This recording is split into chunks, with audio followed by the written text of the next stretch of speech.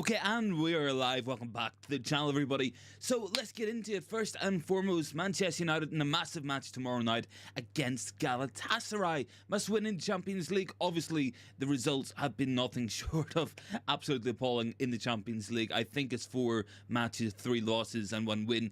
Simply put, if we don't win tomorrow night, it's over. Like, we will not be in the Champions League come the new year. So must-win match, a lot of pressure. As we know, Galatasaray is a very, very difficult place to go. How do we feel about this match? Let me know your thoughts down below on that poll, of course. Will it be a win, a draw, a loss? I'm going to give my thoughts off the bat right before we go into this. I think I feel more confident going into this, seeing how we reacted at the weekend. Obviously, very, very hostile atmosphere at Goodison Park. They had a lot of grievances. They had a lot of things that they were not happy about with the Premier League. And we went there and we dealt with it, we managed to deal with the hostile environment, with the hostile crowd, and it managed to get us a big 3 points in the Premier League. Do I think we're going to win tomorrow night? I don't know. I think that's a different question altogether now. Obviously, look, as we know, we can go out there and do quite well against Galatasaray. We scored twice against them at Old Trafford. I have every confidence we can score tomorrow night. It's just a question, will we? As we know, this is a team that has struggled on the road for a long time. This is a team that does not do well away from home under Erin Ten Hags. Do we feel at all confident in this? I don't know.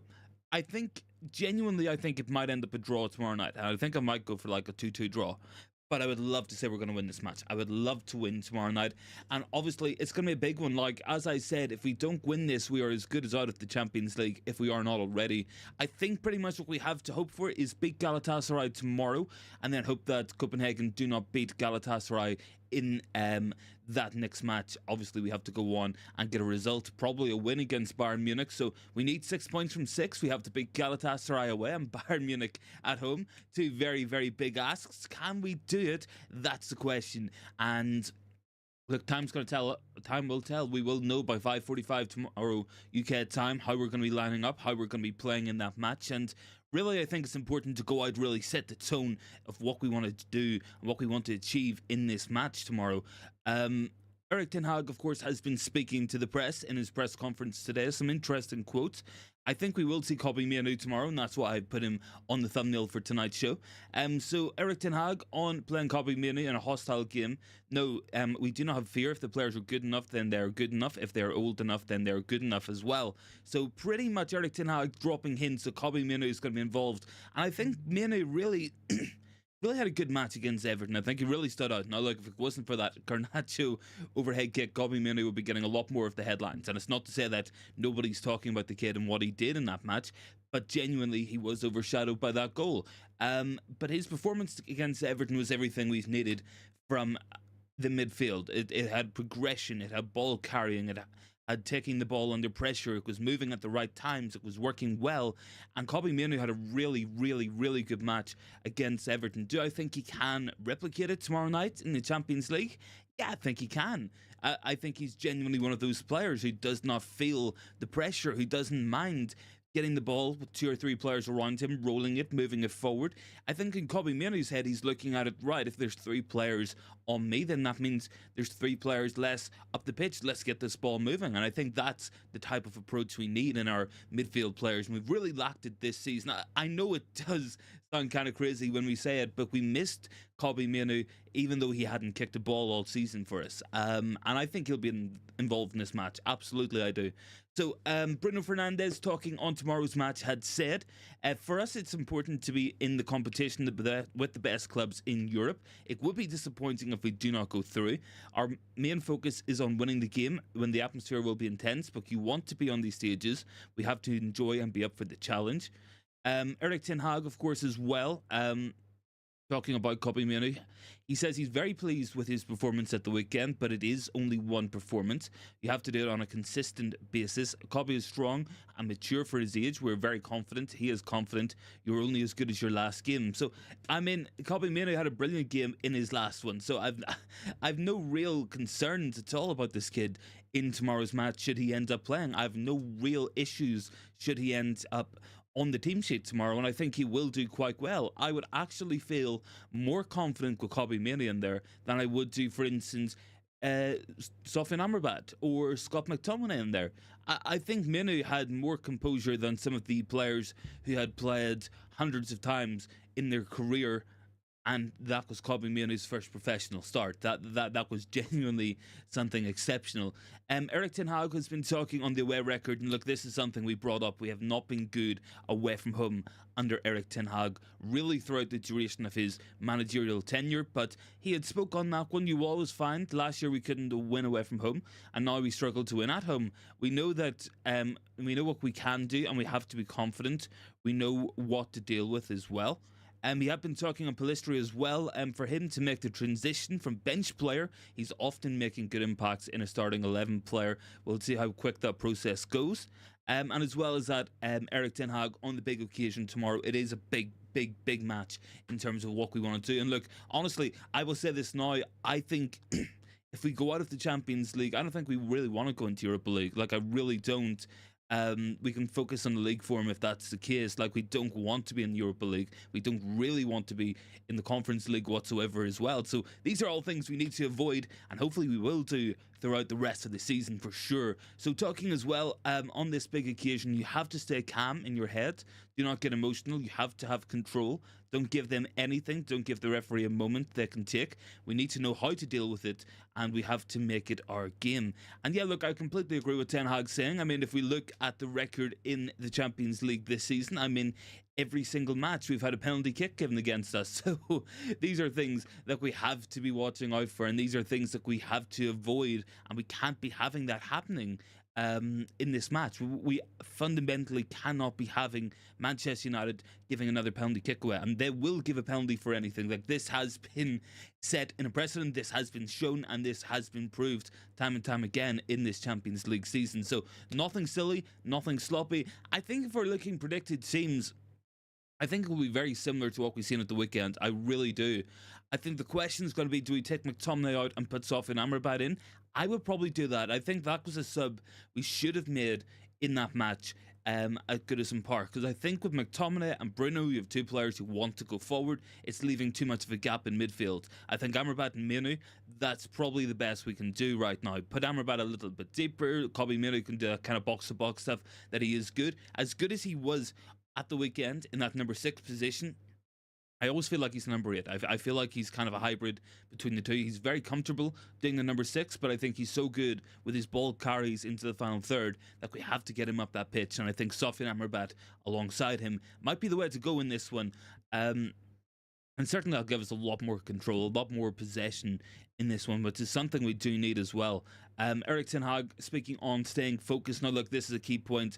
Focus, attention to detail, knowing what is happening, knowing where the runners are, where the attacks are coming from, so important, and something we haven't really managed to shut down all season long, especially in this Champions League run. Every single match we seem to have instances where we find ourselves with runners coming in behind the fullbacks, free headers, cutbacks. These types of attention, focus is absolutely essential in tomorrow's match. And Ten Hag, speaking on this, had said, first we have to do it, and then we will see what we will do with the team. The same as we beat Everton. It's a difficult game, another difficult environment. If you can beat them, will give you confidence as well. And can see some people joining into the stream, guys, so welcome to the channel if you guys are new at all. Give voting on the poll. Let me know your predictions for tomorrow's match. Is it going to be a win, a draw, a loss? Let me know down below on the poll. Get those in. Lucky Sings in the comments, and so is Luman. It's good to have you guys with us as always. Much appreciated. Let me just quickly do this. And yeah, look, Bruno Fernandes talking as well in today's press conference. Some interesting quotes from Bruno about Marcus Rashford giving him the penalty kick at the weekend for confidence reasons. Look, I don't think it's a bad idea. We know Marcus Rashford is going to be important for this team, and whether we want him to play or not, he's probably going to play. So I think it's important that we get him up to confidence and we get his belief back in himself, because ultimately he is a confidence player. All players are, but Marcus Rashford especially 1 or 2 goals in succession, that could mean that he finds himself more confident in making better decisions, because really his default mode is to get his head down and run, and he runs into defenders and he leaves us losing the ball time and time again. Unfortunately, whether people like it or not, he probably will start tomorrow, and he will probably start at the weekend at St James's Park, and he will probably start against Chelsea. These are pretty much nailed on, pretty much guaranteed at this point. So I would be really surprised if he wasn't starting in tomorrow's match. So if his confidence is good and if he's feeling himself, then yeah, look, he's an asset to have for sure. He is a good goal scorer. He did get 30 goals last season, and we struggle for goals. So I think we do need Marcus Rashford back in form. I think we need everyone in form. I think one player we do want to talk about is Rasmus Højlund. Now, this is a guy joint top goal scorer in the Champions League, 5 goals. He might be back for tomorrow's match. Now, it's a question: what do we do? Do we put him back in the team, or do we stick with Anthony Martial? I don't think Martial played really well at the weekend. I don't think he had a standout performance. But the facts are facts. We've scored 10 goals in the Premier League when Martial has been on the pitch. We've scored a lot more when he has been on there as opposed to when he hasn't. Do we play Martial in this one? Do we rush Højlund back? I think these are questions the manager has to deal with. Look, Højlund's been training all week. It was thought he could have made it at the weekend. He didn't quite make it, but he is back now. Does he go right back into the team? Obviously, scored twice against Galatasaray at Old Trafford. He can't find the back of the net, especially in the Champions League. We know this for a fact, but I'm not too sure. I'm not too sure what we do with that, and I think it's nice to have some options in that regards.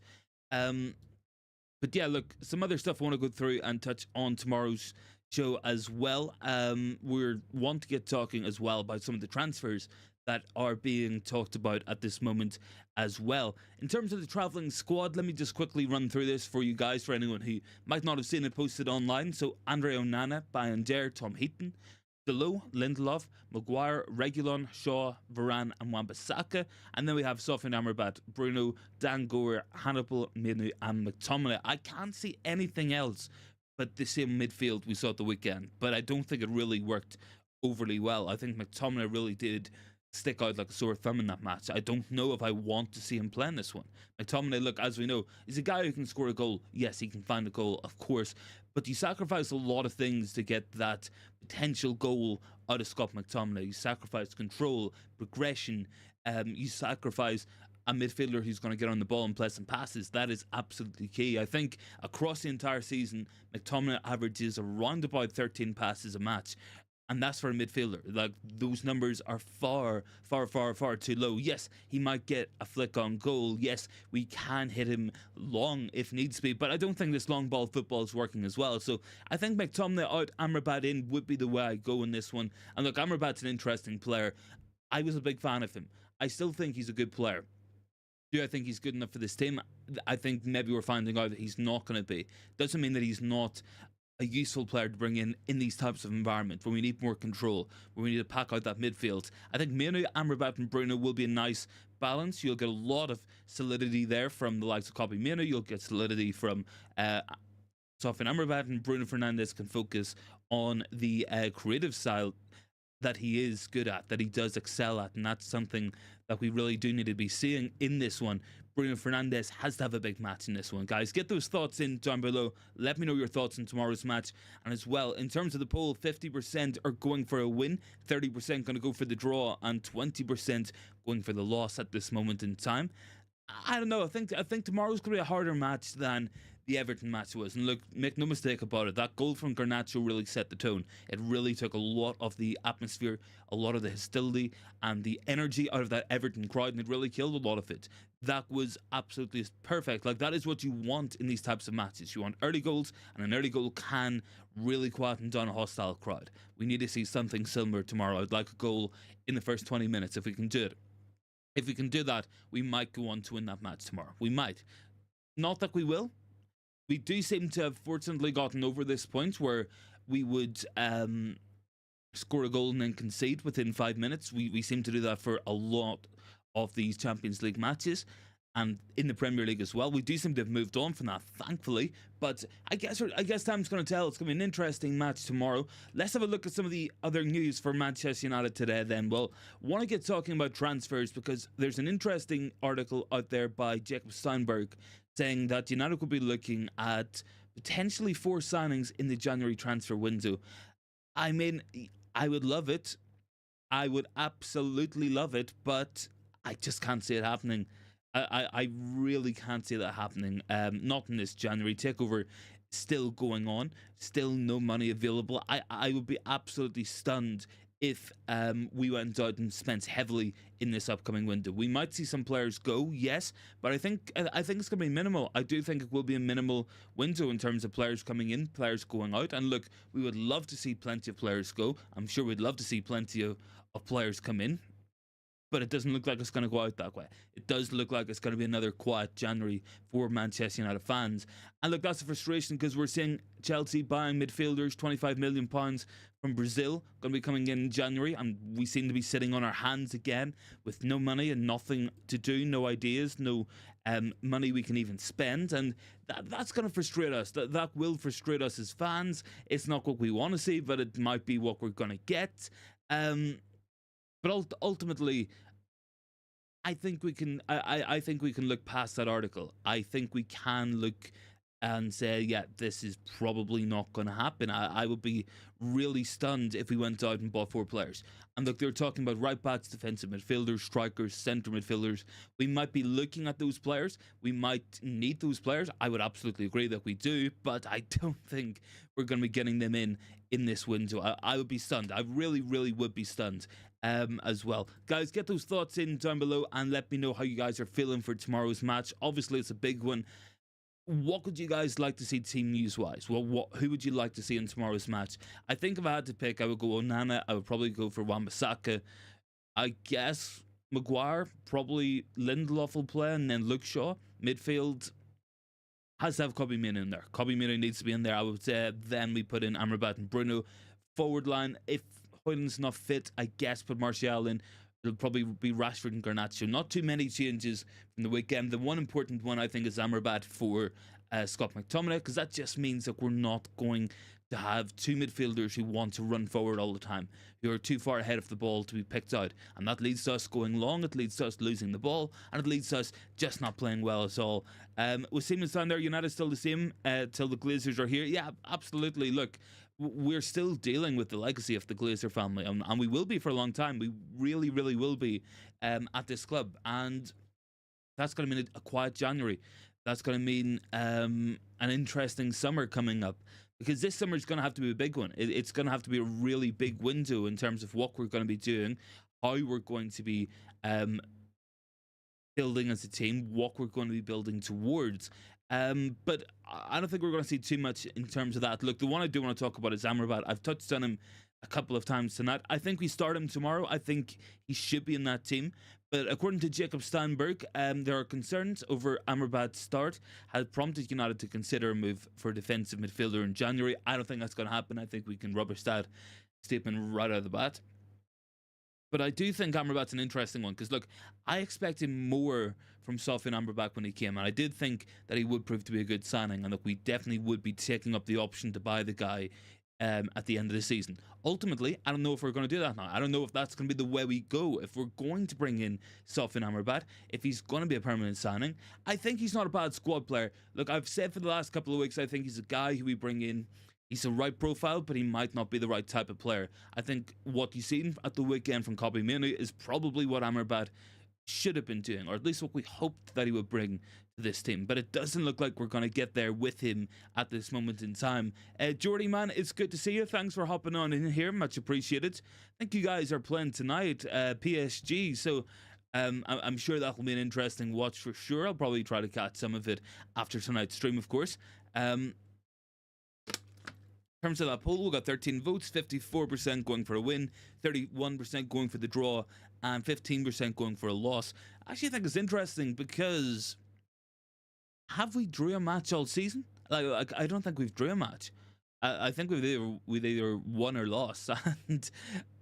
And Jordy is on there. All the best against Gala. It's a tough one. Their fan atmosphere was awesome. Yeah, look, I mean, it will be a big match tomorrow. Look, I'm looking forward to it. It's going to be right after work. Going to be 5:45 kickoff live on the channel, of course, for the watch along.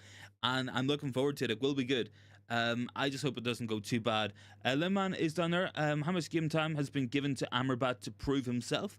It's a good question, man. Look, I remember when he came in, I think he played initially at left back for quite a few matches, but let me just quickly check that out for you, man. I will have a check at that, because I don't know if he's played as much as maybe we wanted him to. Um, let me see. I don't know. I think he'll give us more of what we need in this one as opposed to Scott McTominay. That's just my initial um assessment of it. Lemon, to answer your question, he has played 9 matches, so 6 in the Premier League, 3 in the Champions League. He has 332 minutes in the Premier League and 178 in the Champions League. So he's played, I don't know, I guess we're talking in the region of 500 minutes this season. Wasim is done. They're still waiting for Jim to stop the player power. Yeah, look, we're still waiting for Jim in the first place. Obviously, look, there's a lot of legal and legality stuff that has to go on. It's a big buy-in. It's a public company. You know, these things do take time, and this is kind of the boring part where we know it's done. It's all agreed to. It's just going to be getting all the contracts signed, getting everything done by the book, and all that's what we have to do as a company that's on the New York Stock Exchange. You know, these are the laws we have to follow in order to be there. So I do agree with that. I mean, it's frustrating. I would like it to be done by now. Obviously, I would have liked it to have been done months and months ago, but we're still waiting on our new dawn, on our new era at the club. It's not quite come yet, but I don't know.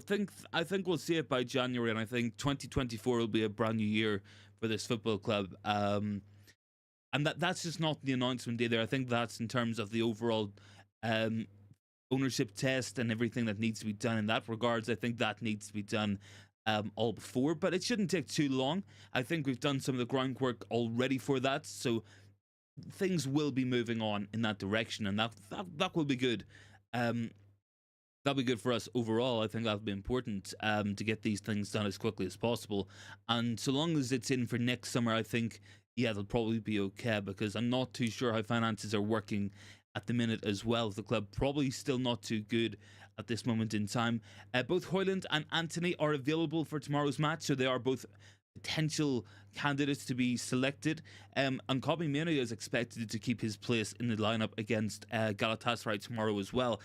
I don't think I'd put Anthony in. I think Højlund's an interesting one, scores quite regularly in the Champions League. Do we put him back in, even though he's just back from injury? Do we stick with Anthony Martial?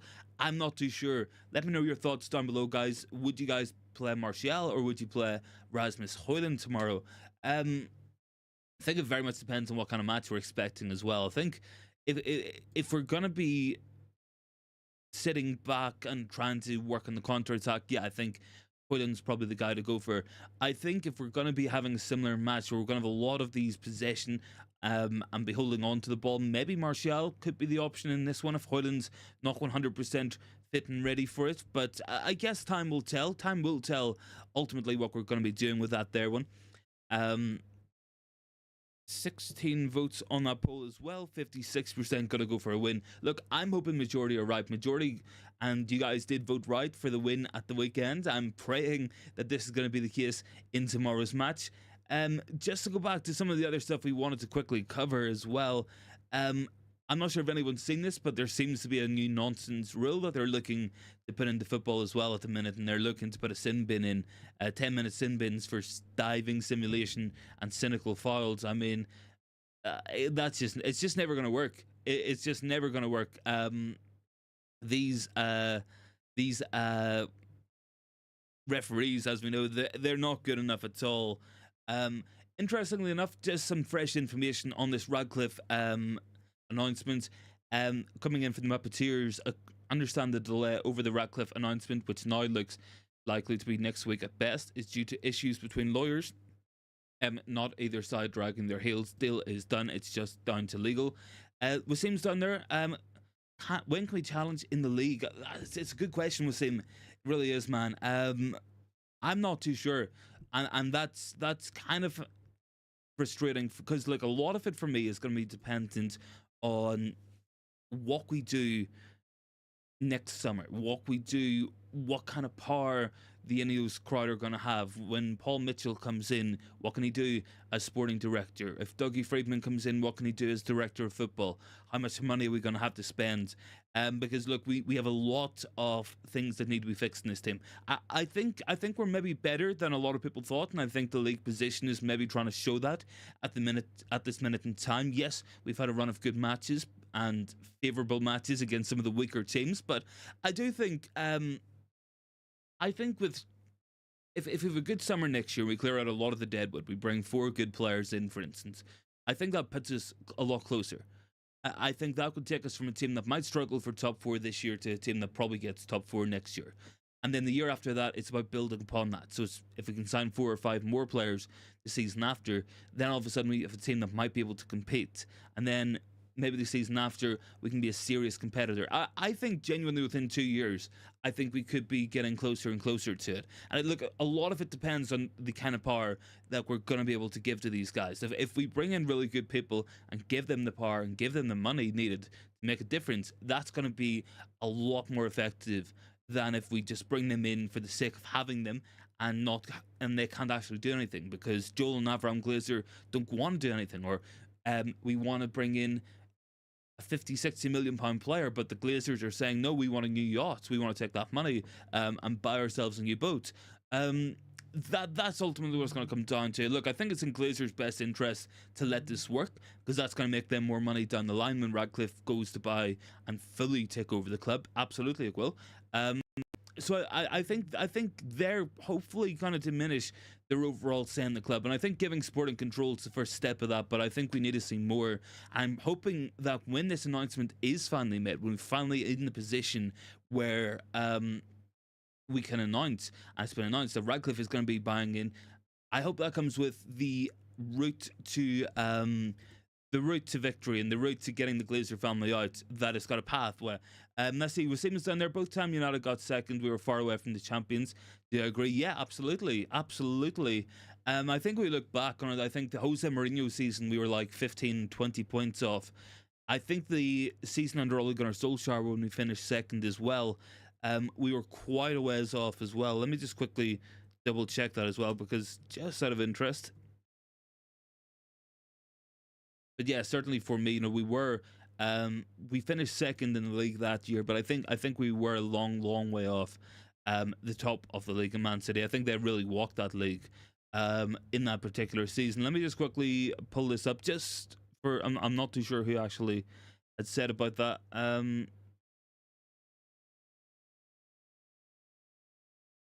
As well.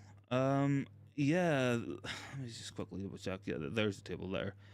Yeah, so like we again in that season, I think what's that, 18 points off. Like we've been we have finished second, but we've always been the best of the rest. We've never been a serious competitor. That's what I would call it. It's like, yeah, you finished second, but Man City finished 3 weeks ago, and they've been on holiday ever since, and they've been playing academy players for the last 5 matches. We've never really got too close in terms of what we've actually been trying to achieve. And yeah, we finished second, we finished third a few times, but these aren't really the levels we want to set for ourselves. We want to be a team that goes out there and really challenges for league titles. Look, I think the Premier League, with the amount of money in it now and the level of competition, I don't think we're going to go back to a model where we're going to find ourselves as we were under Sir Alex Ferguson, where maybe we win the Premier League most years. At the minute, yeah, look, it's very much a City league. It's very much Man City's league at this moment in time. And really, the question across the last 5 or 6, 7 years really has been, who's going to challenge Man City? Who might be the closest team to them? And City have kind of took what United had for a long time under Fergie, and they put it under themselves. I'm hoping that with us back to full strength, with us being a national football club wanting to win stuff, that we can really disrupt that. We got the financial power to do it. We have the history, we got the fans, and we got the culture at the club, certainly, that hopefully is going to come in. And I think that can make a big difference to the level of players we try to attract. I think a lot of these teams are going to go through interesting times. Look, Jurgen Klopp, Pep Guardiola, 2 of the mainstays in this league for a very long time. At some point, they will leave their jobs. At some point, they will not be at City, and they will not be at Liverpool anymore. Erin Ten Hag said last season. A lot of people thought he was right at the time. That era's come to an end. It's been thrown back in his face as a bit of a banter now, but it does still hold true that eventually these guys are going to leave, and eventually that era of dominance will end. And hopefully it's going to be us to pick up the pieces. At the minute, it looks like it might be Arsenal. That's a really good young team who are definitely just going to keep getting better and better. I think we find ourselves behind that. But I do think that we have, with what we have at the club at the minute, with the money we will be bringing in, and hopefully getting rid of the debt, I think then all of a sudden you're looking at a team which will have the resources, have the finances, have the money, the culture, the history, and be a big enough attraction to get some of the best players in who's going to make a big difference. I think it's about sustainability as well, though. I think that's absolutely key. Look, we could go out and we could buy ourselves all the Casemiros and Varans of the world, the Ronaldos of this world, players in their 30s now who might be good for a season or two, but that will probably be it. I think we're going to go more long term. I think that's been the strategy we've been working towards, and I think we're going to continue with that. So it's going to be more younger players coming in, players in around 22, 23, who might hit their peak in 2 years' time. And I think that's maybe a more effective way to run our ship. And if they hit the peak at United and things are going well and the project's working, all of a sudden you've got a team of really good players there in the prime of their career who'll want to stay here. That's kind of what City did as well, to a large extent. They brought a lot of young players in at a certain time, the likes of De Bruyne, who's been there for a very long time now, the likes of Raheem Sterling when he was there, obviously Riyad Mahrez. Players like this came in for a very, very long time with that City team. And it's made a massive difference to them. It really has. And you see the same thing at Liverpool. They brought players in at the right age, at the right time. We've been there a long time now. Mohamed Salah, you had Firmino before, you had Sadio Mane before. These are the type of players we should be signing right before they hit the big time, in my opinion. Ashid is down there. Good evening to you, man. Hope all is good. Thanks very much for hopping on with us. Much appreciated, as always. What do we got in the poll? 17 votes. Got 59% going for the win, 29% going to go for the draw, and 12% going for the loss in tomorrow's match. Wasim is down there. United still winning for one of the first win at one of the big six. Yeah. Look, the away form hasn't been good enough. It's all Wasim. I know we've beat some of them at home. I know we beat Liverpool and City and Arsenal at home, Chelsea as well. That was all last season. This season's not been like that at all. We got some big matches coming up, especially this week. Obviously, Galatasaray, then we go into Newcastle, then we go to Chelsea. And then I think after that, it's potentially Bournemouth, and then it's Bayern Munich and Liverpool and Aston Villa all before Christmas. That's a really, really, really hard run of fixtures for us at the minute. If we can come through that run, and if we genuinely can come through that run with a good few points, then we probably set ourselves up in a good position. I was looking at it earlier. I'll go have a quick run through it, because this is what I think we can do. Not that we will do it, but I think we can do this here. So Galatasaray, look, tomorrow night, I think we can win there. It'll be very difficult, but I think we can. I think I've seen something at Everton that suggests that maybe we can deal with that atmosphere. Newcastle United at St James's Park is going to be a really difficult one. And that's going to be on Saturday. That will be a big match for sure. And then we've got Chelsea, and then we've got Bournemouth. I think we beat Chelsea and Bournemouth at home. I do. I'm not just saying that because I'm going to the Chelsea match and I want to see it, but I think we can beat them. And then, of course, we go in Bayern Munich, Liverpool, West Ham, Aston Villa. Those are four really, really, really difficult matches. Villa in great form. West Ham very hard to beat at home. Liverpool put 7 past us last time we played them at Anfield. So, honestly, it's a difficult run in this Christmas period. If we can come through the next, what's that? 6, 1, 2, 3, 4, 5, 6. If we can come through that 6 matches with 3 or 4 wins, that could be a really, really good return. That really would be. And that would mean we'd have wins over the likes of Newcastle or Chelsea or Liverpool or Aston Villa, West Ham, teams that we have struggled with. And that would be a massive result for us if we can do that. And then, look, after that, going into the new year, it gets a lot easier. It does. We play Nottingham Forest, we play Spurs, then it's Wolves, West Ham, Luton Town, Fulham. These are winnable matches. So if we can come through the Christmas period with as much points as possible, it's a really, really, really difficult run, but I think we can. Then all of a sudden we find ourselves with an easier run in January. And from there, who knows what can happen. I'm not saying we're going to any type of title jars. I'm not saying we're anywhere remotely capable of that, but I think we can finish high up the league. I do, and I think our standing at the minute does mean that we can do that. We're currently 6th. We're 2 points off Tottenham Hotspur. We are 4 points off the top 4 and only 6 points off first place. If we manage to beat Arsenal, which, let's face it, that Garnacho goal was onside, and that probably gives us the win, because that was like the 80th or 89th minute, then I think all of a sudden you're talking about a team that would be right up there in amongst the top of the table. So, yes, we've beat a lot of the easier teams this year, but we still beat them. We still got those points, and we're still ahead of some good teams in really good form. I think, yeah, it's not been good enough. The performances haven't been good enough, but the results have been there for some of the season. So it's going to be an interesting one. It'll be an interesting ride. It'll be an interesting couple of weeks.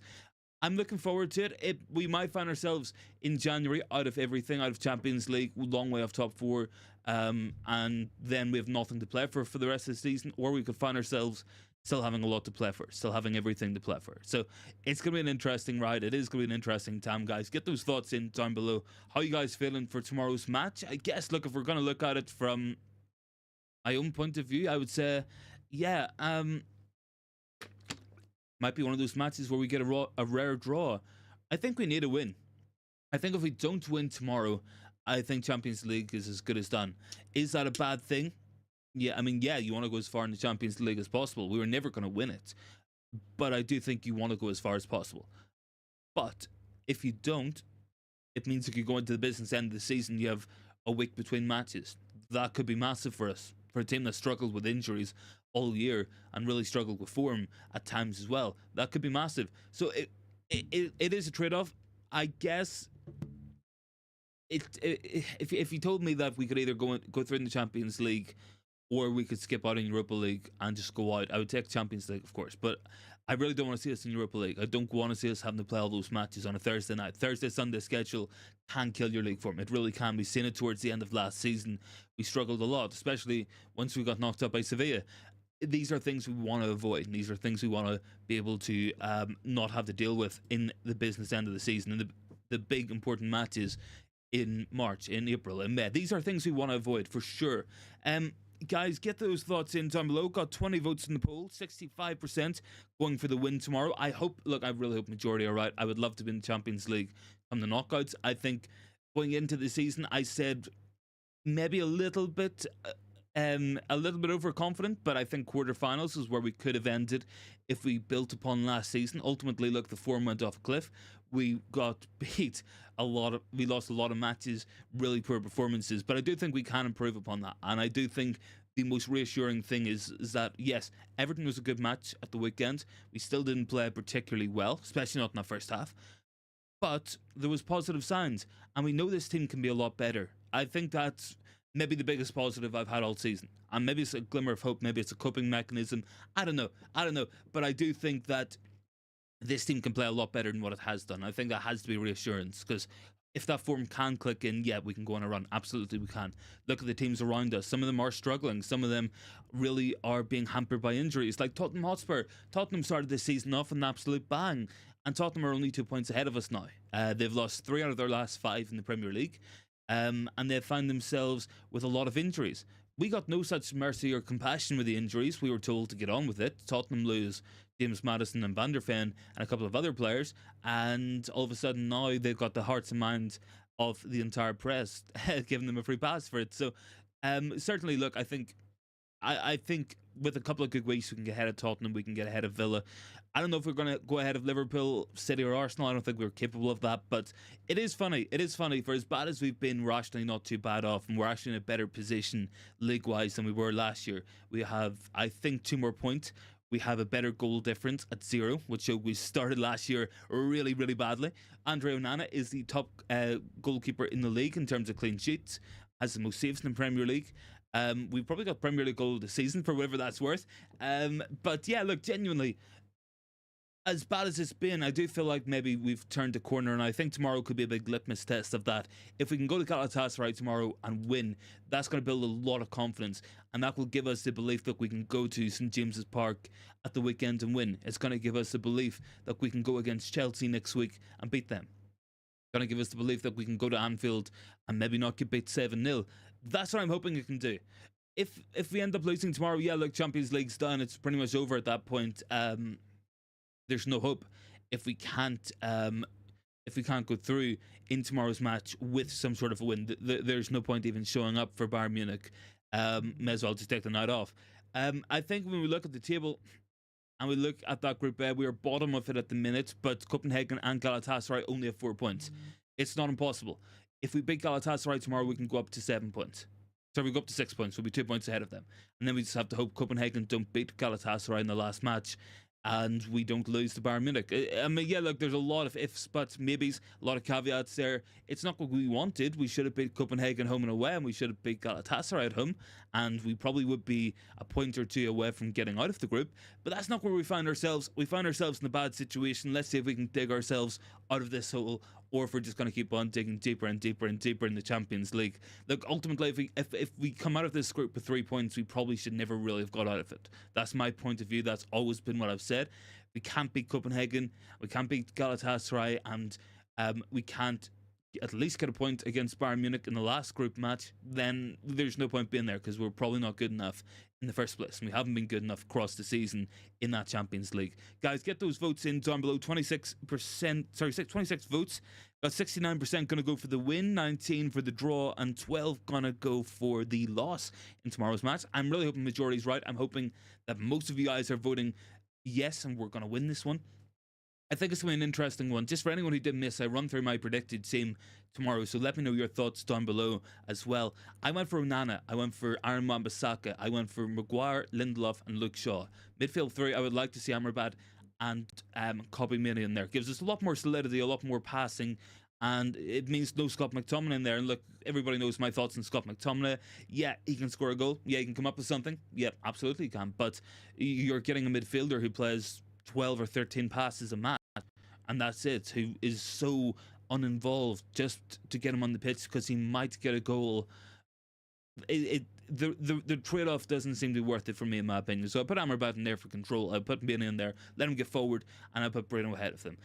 The forward line, it kind of picks itself. It's going to be Rashford, it's going to be Garnacho, and the only question is, who is striker? Do you go Højlund, or do you go for Anthony Martial? And that's where we find ourselves, because I think a lot will come down to fitness. Look, if Højlund's feeling fit, and if he's well, and if he's ready for this, and he's up for this, then yeah, absolutely. Put Højlund back in, got the Champions League top goal scorer. You would be crazy not to put him in. Anthony Martial scored at the weekend, but I don't think he played really well. He took his chance really well. He did take that, to be fair. I don't know. I think that's my question. I will ask you guys that. Will you play Højlund or Martial tomorrow? Let me know your thoughts in the comments. Get those comments in down below. Be very, very appreciated if you could do that, guys. And big ups on 16 likes as well. Much appreciated as always. Thanks for all the support, guys. I think, having thought about it, I think I would play Højlund myself, but I think Erin Ten Hags is going to pick Martial. Not too sure if Højlund's going to be 100% fit for it. I think that's maybe the concern there. And maybe that's what we're thinking. But it will be an interesting one for sure. It will be an interesting match.